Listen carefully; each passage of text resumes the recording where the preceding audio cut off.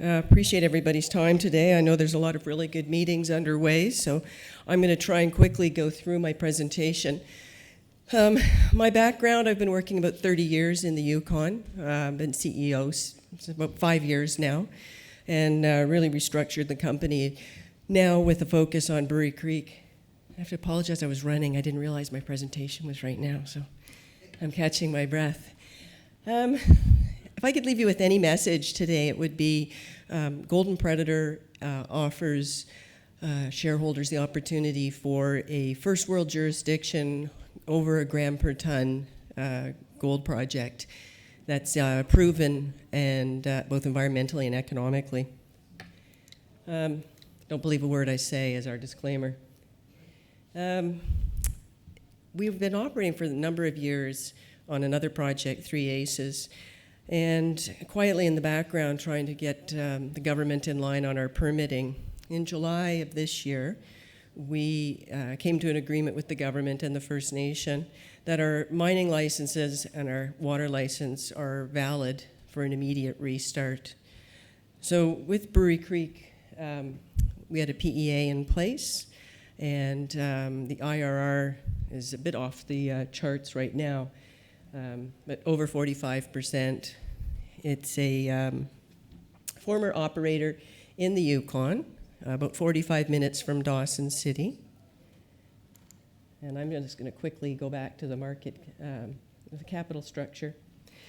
Our chairman is in the back of the room, Bill Sheriff.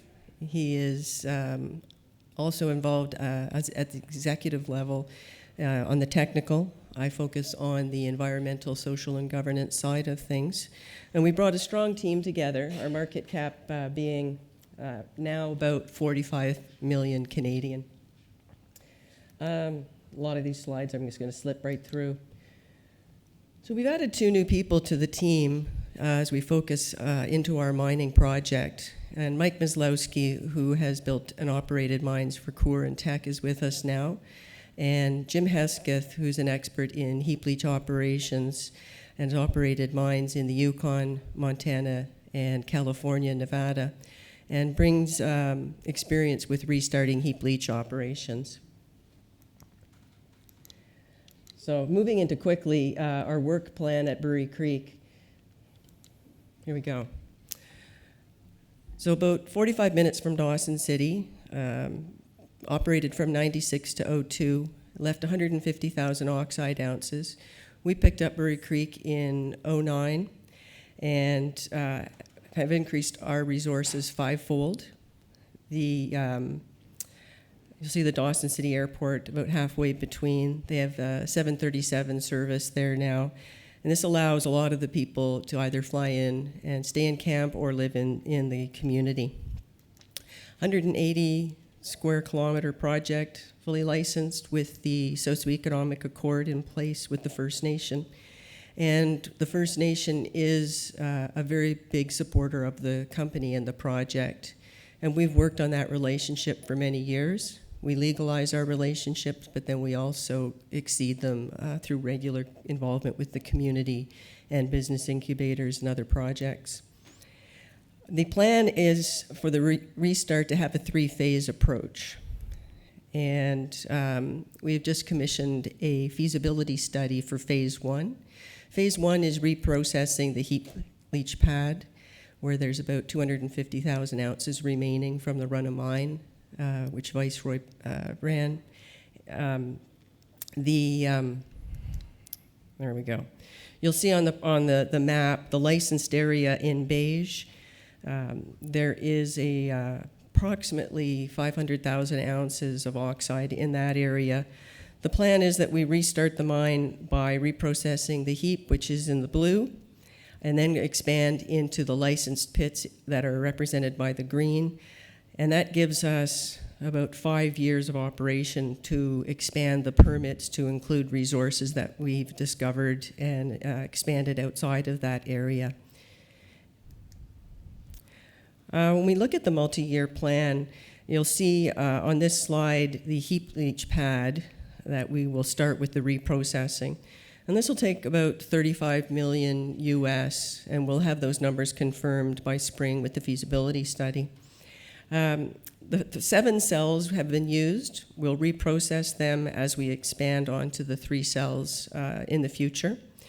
You see the 3 ponds down below that are still there, as well as the foundations for the assay lab and the ADR plant. Kappas Cassidy built the ADR plant back in the 90s, and they are doing our feasibility study. We had a lot of work this fall, put about 200 holes, exploration drilling into the project, as well as testing all of the structural integrity of the leach pad and the foundations for the buildings. When Viceroy put this into temporary closure, they left it in a very good state for a restart. So we're benefiting from about $50 million worth of infrastructure that's there, and why we're able to get a startup with such a low CapEx of $35 million. I'm going to pass on to these. This is an old presentation, my apologies. Basically what we're going to do is phase 1, reprocess the heap. We'll move 10,000 tons a day. It'll take us 24 to 36 months. Phase 2 is to mine the existing known resources in the licensed area.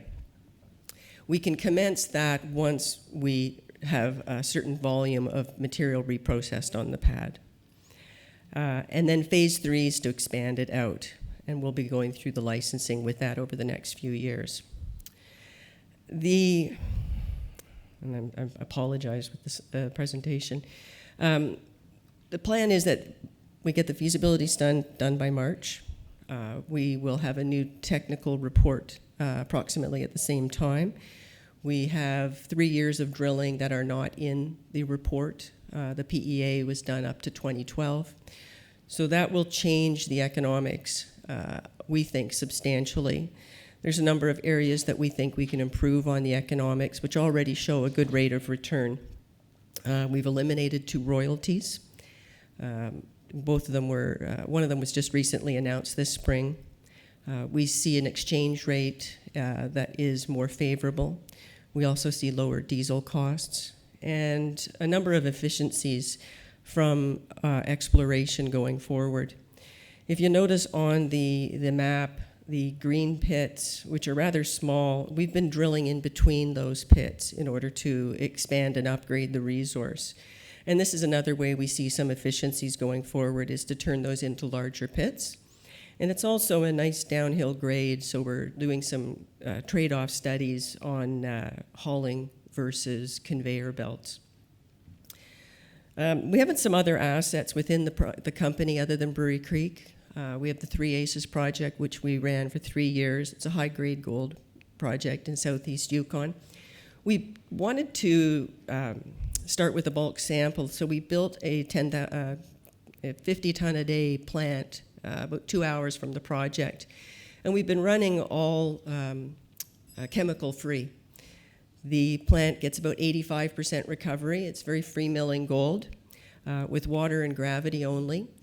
But we've also built a secondary recovery unit, and it just operates without cyanide. It's a cyanide-free solution. It's new technology, and we signed an agreement with EnviroLeach. And I think last week that news came out that we're able to recover 96% of the solution of the gold without the use of cyanide in that process.